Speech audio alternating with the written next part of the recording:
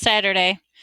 Oh, I couldn't wait to start my weight training program today, even though my mom wouldn't let me get the equipment I needed. I wasn't going to let that hold me back. So I went to the fridge, emptied out two milk and an orange juice, and filled the jugs with sand. Then I taped them to the broomstick and had myself a pretty decent barbell. After that, I made a bench press out of an ironing board and some old boxes that had been all set. I was ready to do some lifting. I needed a spotting partner, so I called Rowley when he showed up at my door wearing some ridiculous getup. I knew I made the mistake inviting him. I made Rowley use the bench press first, mostly because I wanted to see if the broomstick was going to hold up. He did about 5 reps. Then he was ready to quit, but I wouldn't let him. That's what good training partners for, to push you beyond your limits. 15 more, come on! I knew Riley wasn't going to be serious about weightlifting as I was, so I decided to try out for an experiment to test his dedication.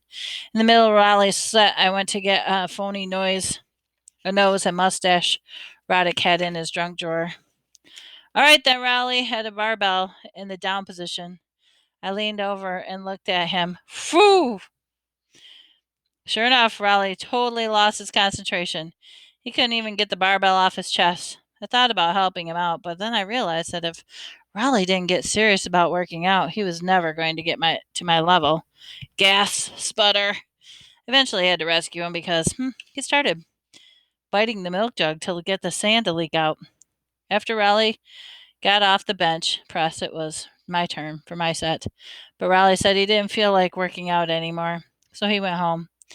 I figured he'd pulled something like that, but I guess you can't expect everyone to help be the same kind of dedication as you. Wednesday, in geography, we had a quiz. I have to say, I've been looking forward to this one for a long time. The quiz was on state capitals, and I sit in the back of the room, right next to the giant map of the United States with all the state capitals written in big red print. So I knew I had this one in the bag. But right before the test got started, Patty Farrell piped up from the front of the line. Teacher, teacher! Patty told Mrs. Ira that she should cover up the United States map before we got started. Nice catch, Patty. So thanks, Patty. I ended up flunking the quiz, and I will definitely be looking for a way to pay her back for that one. Thursday. Tonight, Mom came to my room, and she had a flyer in her hand, and I knew, as soon as I saw it, I knew exactly what it was. It was an announcement that the school is having tryouts for the winter play. Man, I should have thrown that thing out when I saw it on the kitchen table. I begged her not to make me sign up. Those school plays are always musicals, and the last thing I need is to have a singing solo in front of the whole school. But all my begging seemed to do was make Mom more sure that I should do it. Mom said that I was only going to be well rounded by trying different things. Dad came in my room to see what was going on. I told Dad that Mom was making me sign up for the school play. If I had to start going to play practices, it would totally mess up my weightlifting schedule. I knew that would make Dad on my side. Dad and Mom argued for a few minutes, but Dad was no match for Mom. So that means tomorrow I've got an audition for the school play. Friday. Oh, the play we're doing this year is The Wizard of Oz. A lot of kids came wearing costume for the parts they were trying out for. I've never seen the movie, so for me, it was like walking into a freak show. Mrs. Norton, the music director, made everyone sing "My Country 'Tis of Thee" so she could hear our singing voices. I did my singing tryouts with a bunch of other boys whose moms made them come too. I tried to sing as quietly as possible, but of course, I got singled out anyways. What a lovely soprano! Oh, I have no idea what a soprano is, but from the way the girls were giggling, I knew it wasn't a good thing. Tryouts went on forever. The grand finale came with the auditions for Dorothy, who I guess is the lead character of the play. And who should get to try out first but Patty Farrell? Ugh, I thought about trying out for the part of the witch because I heard in the play the witch does all sorts of mean things to Dorothy. But then somebody told me there's a good witch and a bad witch, and with my luck, I'd end up getting picked for the good one. Monday, I was hoping Mrs. Norton would just cut me out from the play. But today she said in front of everyone who tried out was going to get a part. So lucky me. Mrs. Norton showed the Wizard of Oz movie so everyone would know the story. I wasn't trying to figure out what part I should play, but pretty much every character has to sing or dance at one point or another. But about halfway through the movie, I figured out what part I wanted to sign up for. I'm going to sign up to be a tree because one, they don't have to sing. Two, they get to bean apples with Dorothy. They get to bean Dorothy with apples. Getting to peg Patty Farrell with an apple in front of the audience would be my dream come true. I may even have to thank Mom for making me do this play once after all. After the movie ended, I signed up to be a tree. Unfortunately, a bunch of other guys had the same idea. So I guess there are a bunch of guys who want to be a tree. Wednesday. Well, like Mom says, always be careful for what you wish for. I got picked to be a tree, but I don't know if that's such a good thing. The tree costumes don't actually have armholes. So guess what? That rules out apple throwing. I should probably feel lucky that I got a speaking part at all. They had too many kids trying out and not enough roles. So they had to start making up characters. Rodney James tried out to be the Tin Man, but he got stuck being a shrub. Friday. Remember I said I was lucky to get a speaking part? Well, today I found out I was only having one line in the whole play. I say it when Dorothy picks the apple off my branch. Ouch! That means I have to go on a 2-hour practice every day just so I can say one stupid word. Oh, I'm starting to think Rodney James got the better deal as a shrub. He found a way to sneak a video game into his costume, and I'll bet that really makes time go by. Beep, beep, beep, boop, beep, beep.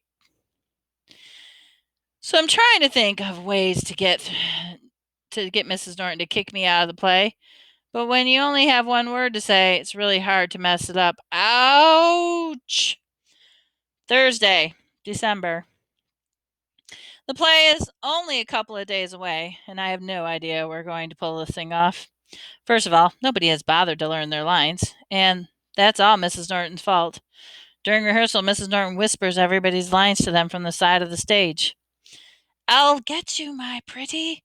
I'll get you, my pretty. I'll get that you're pretty. I get that you're pretty. I wonder how it's going to go next Tuesday when Mrs. Norton is going to be at her piano 30 feet away. Another thing screwing up everything is Mrs. Norton keeps adding new scenes with new characters. Yesterday, she brought in a first grader to play Dorothy's dog, Toto. But today, the kid's mom came in and said she wanted her child to walk around on two legs because crawling around on all fours was too degrading.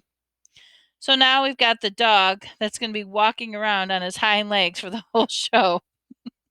But the worst change was that Mrs. Norton actually wrote the song so that us trees have to sing. She said everyone deserves a chance to sing in the play. So today, we spent an hour learning the worst song ever been written. We Three Trees. Thank God Roderick won't be in the audience. Ugh. To see me humiliating myself, Mrs. Norton said the play was going to be semi-formal occasion, and I know there's no way that Roderick's going to wear a tie for a middle school play. But today wasn't all bad. Toward the end of the practice, Archie Kelly tripped Rodney James and chipped his tooth because he couldn't stick his arms out to break his fall. So the good news is they're letting us trees carve out our armholes for the performance. Tuesday, tonight, there's a big school production of The Wizard of Oz. The first time things were not going go well happened before the musical even started. I was peeking through the curtain to check out how many people showed up to see the play, and guess who was standing in the front? My brother Roderick, wearing a clip-on tie. Oh, he must have found out I was singing. He couldn't resist the chance to see me embarrass myself.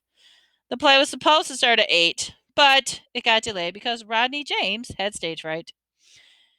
You'd figure that someone whose job was to sit on the stage and do nothing could just suck it up for one performance, but no, Rodney wouldn't budge. And eventually his mom had to carry him off. The play finally got started around 8:30. No one remembered their lines, and just like I predicted, Mrs. Norton kept things moving along with her piano. The kids who played Toto brought a stool and a pile of comic books into the stage, and it totally ruined the whole dog effect. While it was time for the forest scene, me and the other trees hopped into our positions, then the curtain rose, but when they did, they heard Manny's voice, Bobby! Great. I've been able to keep that nickname quiet for 5 years, and now, all of a sudden, the whole school town knew it. I could feel about 300 pairs of eyeballs standing my way. So I did some quick ad-libbing, and I was able to deflect the embarrassment over Archie Kelly. I think you dropped an apple, Bubby. But the major embarrassment was still on the way. I heard Mrs. Norton playing the first sounds of We Three Trees. I felt my stomach jump. I looked out in the audience. I noticed Roderick was holding a video camera. I knew that if I sang the song that Roderick recorded, it would keep a tape forever and it would humiliate for me for the rest of my life. Oh, I didn't know what to do. So when it's time to start singing, I just kept my mouth shut. We three trees from yonder glen. A few seconds there, things went okay. I figured that if I didn't technically sing the song, then Roderick would have anything to hold over my head. But after a few seconds, the other trees noticed I wasn't singing. I guess they must have thought I knew something that they didn't, so they stopped singing too. Do spy, maiden, fair and sweet. Now the three of us were just standing there, not saying a word. Mrs. Norton must have thought we forgot the words to the song because she came over to the side of the stage. Whilst we are rooted on the spots doth move on lighter feet. The song was only about 3 minutes long, but to me it felt like an hour and a half. I was just praying the curtains would go down so we could hop off the stage. That's when I noticed Patty Farrell standing in the wings. And if looks could kill, trees would be dead. She probably thought we were ruining for make her chance on Broadway or something. Seeing Patty standing there reminded me of why I signed up for the tree in the first place. Pretty soon, the rest of the trees started throwing apples too. I think Toto even got in the act. Someone knocked the glasses off Patty's head. One of the lenses broke. Mrs. Norton had to shut down the play after that because Patty can't see 2 feet in front of her without her glasses. After the play was over, my family went home together. Mom and Dad brought a bouquet of flowers, and I guess I was supposed to be for me. But she ended up tossing them in the trash can on the way out the door. I just hope that everyone who came to see the play was entertained as I was. Wednesday. If and that's what will begin next time.